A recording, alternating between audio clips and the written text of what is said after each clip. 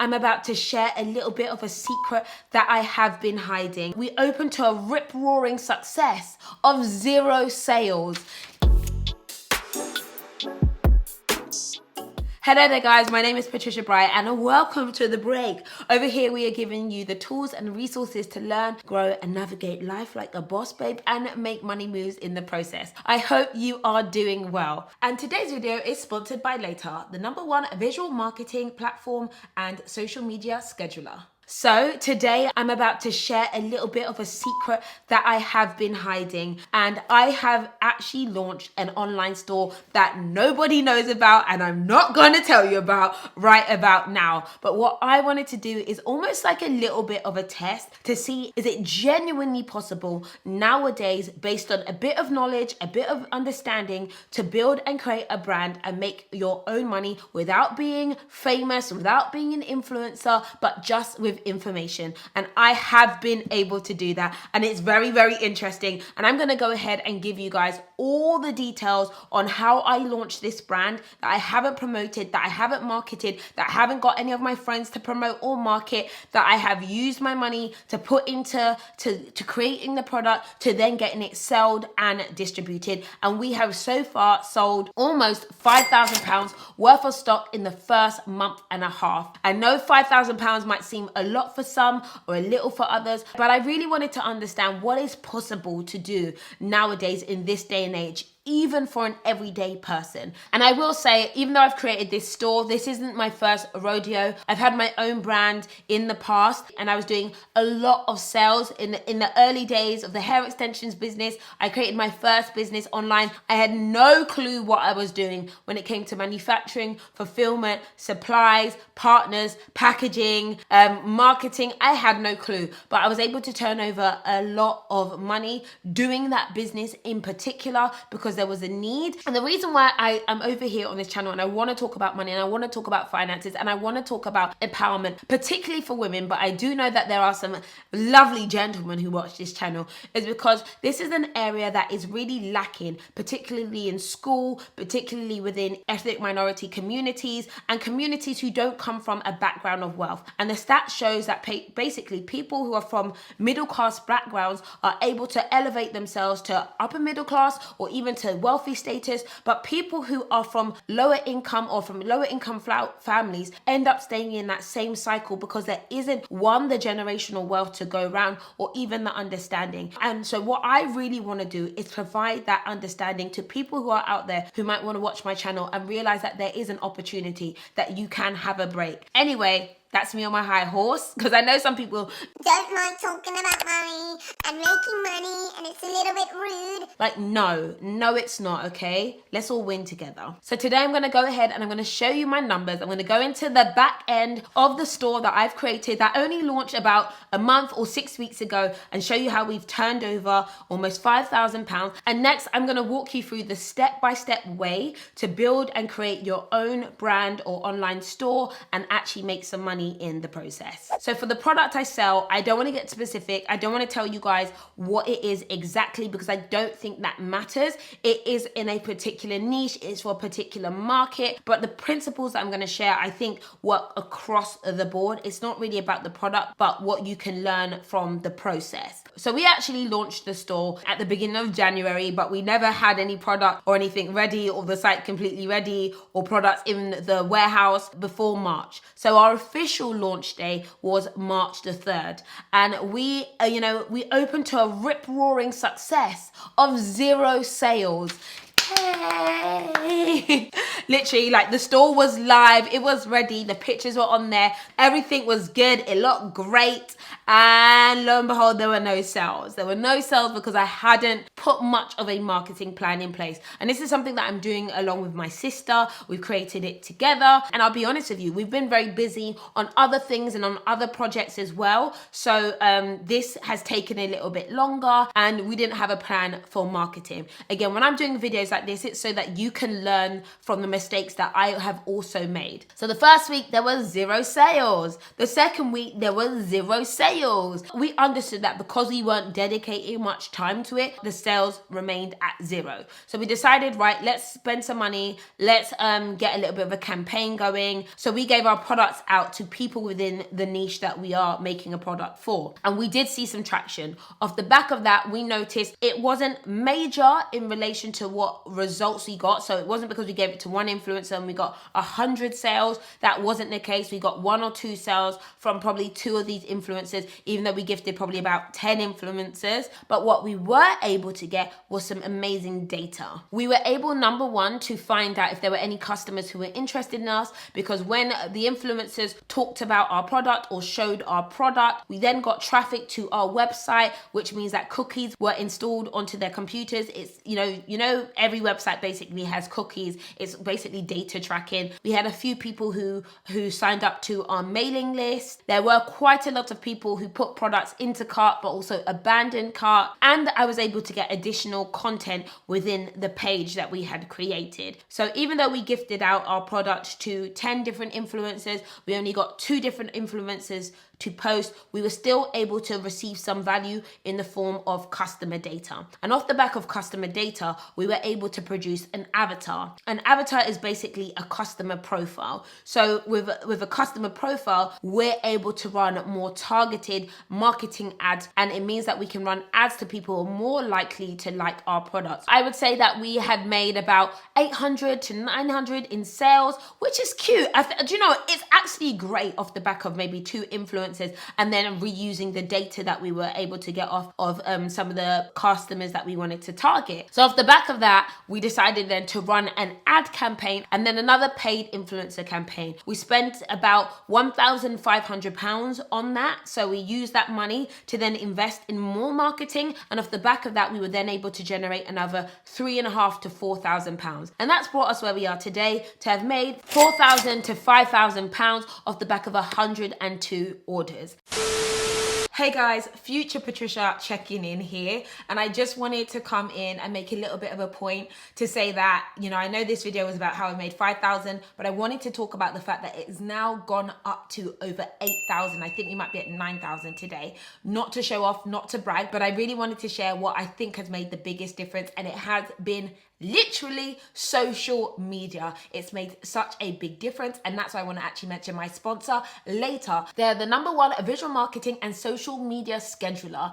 I really got productive and then decided to schedule loads of content out, have captions ready, work with partners to also make content. This has made me see a huge boost in sales. Later is great because it helps you to streamline content, manage content, and it is a really good platform and a really great tool for just simplifying social media strategy. What you want to do is take your pictures, have your stuff ready, but you need to make sure it's going out at the right time and manage it all even while you are sleeping. Later is great because it has things like a visual scheduler, media management, and marketing and analytics. I actually use Later across my brand, across The Break, across my own personal Instagram as well. I found it to be great on desktop and on mobile. So for you guys, I have something special. You're going to get to try it for 1 month free. And genuinely, I think that social media is essential if you're trying to build a personal brand or a business brand like I've just mentioned in this video, and you do need tools that will help you do it efficiently and effectively. Trust me, trying to manage multiple different platforms, multiple different social media accounts can get difficult. So it is definitely worth checking out Later to manage your social media profiles. Okay, let's get back to this video.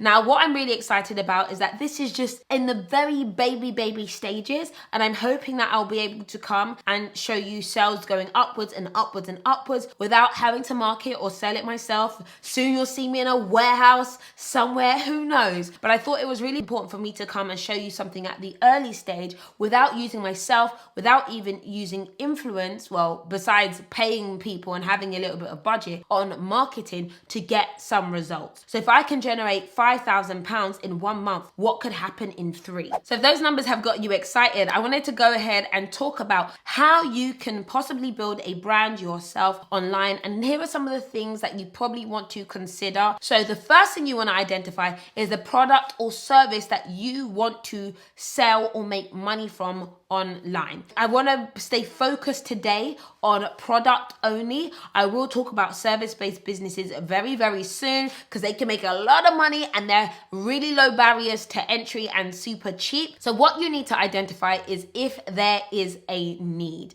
You might have an idea in your head of something you want to create, but there might not be a need out there. A way of identifying a need is to see if certain things are already selling right now. Often we will find that there is a need based on our own personal needs as well. You might have a need that may then spawn an idea that then other people also had a problem with. And for instance, I told you guys that I'm actually about to take a new diploma because I'm really interested in organic skincare formulation. I'm getting a diploma, I'm getting training, and who knows, that might sprout into a business. But my need came from seeing my daughter deal with certain skin issues, and it made me say I've got to change up what we're doing. 2, it is great to pick a niche. Find a community, a target audience who are going to buy your product. There is no point in trying to make everything for everyone. It doesn't work. So if you can find something that you think works for 18-year-olds who are based in the Northwest, who are really into trap, you might have an ideal product for that community. And then you can build it out or create different iterations. And I will say it's okay to do something that's been done before. If you're able to make it better, faster, cheaper, or even more expensive, if there's some kind of edge that you've got to it, this is a great way to now come up with a product idea. But I would say look inside yourself first. Look inside yourself first. That sounds so emotional, right? Like look into your heart. But yeah, look towards your own needs first, and then you can potentially build a product off the back of that. Okay, so after you have identified the product, you need to work out how much it's going to cost. Is it even viable as a product that you can sell? If it costs you £40 to make a candle, are you sure someone's willing to spend £100 on your candle? Are you sure you're going to be able to make profit? Are you sure that it's not too expensive to make this thing that you want to make or this thing that you want to sell? If you don't even have enough money to manufacture the product, then you need to relook at what you're doing or relook at either receiving investment or then making more money to make your first set of product. When it comes to cost, what you really want to consider are the initial materials cost. So even if you're making something yourself, if you're making oils at home, how much does it cost to wholesale and buy those oils, and how much does it cost per item you're going to sell? And then you also want to consider the cost of manufacturing, which is usually to do with manpower. And then you actually want to look at the time cost of making that item. So you have the raw materials cost and then the time cost, and that might be your time. If it takes you 4 hours to make something, how much is your time worth? And the same thing would apply to if you were working with a factory or a partner. They would look at their own costs and give you a price based on making a certain number of units. And you'll find that whenever you want to reach out to a manufacturer, they will have an MOQ, which is a minimum order quantity, to make sure that they can make a profit based on how many units you make. So that leads us nicely after cost into the next point, which is to consider your manufacturing and your sourcing. And this can be broken down in 2 parts, because I know that some people might just want to make something themselves, be it artwork, be it jewelry, be it products. You want to make it yourself, you want to make it at home, you want to have that Etsy vibe. That is absolutely great. There is so much opportunity there as well. And what the things that you want to consider if you are making it yourself is, 1, how much is your time worth? If it takes you a whole day to make an item, you need to work out what your day rate is and then add on top to work out how much you want a customer to pay for. Number 2, you're going to realize that you are limited based on how many items you're able to produce, because you've got only so many hours in the days that you can work and oh so many hands. So what you will find is that if you're making something yourself at home, if you want to make sure that it is scalable and repeatable, and that means that if you want to get a friend to help you make it, or you want to get a company to remake what you make, you need to make your process recreatable to take off the burden off your hand. You also want to make sure that it is consistent. This is so that customers get the same thing every single time that they order, and that between customers they're all receiving the same thing, and that you are making sure that the quality is as it's meant to be. Now, if you want to work with an external manufacturer, Girl, you want to think about the design. You might have a sketch drawing in your head, but you might have a vision for something and someone else has a completely different vision and it doesn't match up to what you want. So to avoid issues when it comes to communication, when it comes to manufacturing, is you will need a specification. You will need a technical specification, a drawing, a diagram that you either put together yourself really, really clearly, or you might want to enlist a specialist to help you do the drawings. I do think it's really important to sometimes, if you can afford it, to hire someone who's got experience in the production to be able to let you know if you're going to come up against an issue. Because I'll tell you now that a manufacturer will be like, yeah, sure. They'll charge you for every sample. Every sample might come back wrong. They still get their money, but you're losing money every time. And if you have a good framework to work with when it comes to a specification, it means that you're going to come up against less mistakes. You will also find that working with someone with a little bit of experience, and it might be a friend who's worked at a warehouse before, it might be a friend who knows how to sew, they will be able to say, well, this material and that material can't go together. Well, actually, you're going to need to use this kind of stitch for something. Well, actually, this kind of bottle is unstable for this kind of product. So sometimes seeking a little bit of advice from someone is going to help you write a clear spec that then can be made by a manufacturer. Now, alternatively, you can look at an option such as white labeling. So there might be a product that is existing that you really like, but you want to give it your own little sauce, your own little flair. You can do that. There are so many products on the market right now that are literally white labeled. It might be a hair tools that comes in pink, or it has your name and your branding on it. There is definitely a way to differentiate products just from branding and vibe. So you might be able to find a manufacturer who already makes something that you want, and then you can ask them to add your twist to it. It's a much quicker way to market, and it is actually maybe more affordable and less likely to come up against issues. However, what you want to do is to look at trademarks and patents and licensing options as well. And I know these might be some big words, and maybe later on we can get into this in detail in other videos. I want to keep this as light as possible right about now. So right, you have a product, it's ready, it's within cost, you know how much you want to sell it for. Great. Now you have to work out how are you going to distribute it. And so thinking about distribution and logistics is a really essential thing.